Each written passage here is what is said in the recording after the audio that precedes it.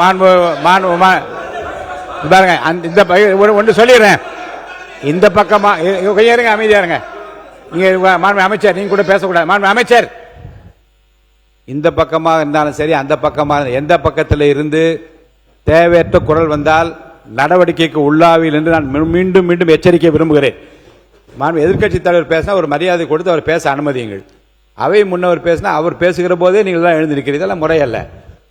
மாண்பு எதிர்க்கட்சி தலைவர் நீங்கள் சுருக்கமாக கருத்து சொல்றீங்க. எனவே எங்களுடைய திராவிட முன்னேற்ற கழகம் எடுத்த ஸ்டாண்ட் வந்து அரசு வந்து கண்டிப்பா யாருக்கெல்லாம் கார் தேவையோ அந்த நிலைமையில் இருக்கிறவங்களும் வாங்கி கொடுங்க. திராவிட முன்னேற்ற கழக உறுப்பினர்களுக்கு தேவையில்லை என்று நாங்கள் தெளிவாக சொல்லிவிட்டோம். நீங்களும் கார்லாம் யாரும் வாங்கி கூடாதுன்னு நாங்கள் யாரும் சொல்லவே இல்லை. கார் வாங்கிக்கோங்க, எல்லா தொகுதியும் சுத்துங்க. எங்களுடைய சட்டமன்ற உறுப்பினர் காரை சுற்றி அந்த விவாதம் வேண்டாம் என்று நான் சொல்றேன். எங்களுடைய சட்டமன்ற உறுப்பினர் தொடர்ந்து 3வது முறையாக தொகுதியில் நின்று மக்களுடைய வாக்குகளை பெற்று ஜெயிச்சுட்டு வந்திருக்கிறார். எனவே அவரை கொச்சைப்படுத்தி பேசக்கூடாது. அதே போல இங்க ஒரு கார் ரேஸை பற்றி இங்க ஒரு ஆர்குமெண்ட் வருது, ஒரு பேச்சு வருது. இது வந்து நீங்க அது வந்து ஒரு இன்டர்நேஷனல் ரேஸ். அது